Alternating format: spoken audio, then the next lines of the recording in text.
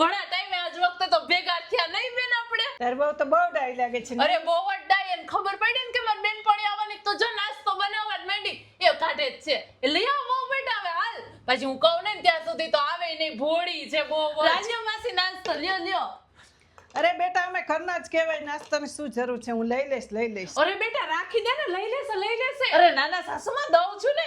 અરે બેટા લઈ લઈશ હું, અમે તો ઘરના જ કહેવાય ને. અરે હા આપણે સાવ ઘરના જ છે બેટા તું તારે. અરે ઘરના કોઈ તો તમે ગમે એને લઈ આવો, તમારે શું બધાય નાસ્તો બનાવવાનો? આ તો તમારી બેનપણી છે ને એટલે હું આપું છું, તો હું આપું ને એટલું જ ખાવાનું. મેં તો મારા માટે બનાવ્યું હોય, મારે ન ખાવું હોય. હે સાસુમાં એ ડોબી લે કાઉ ડોબી.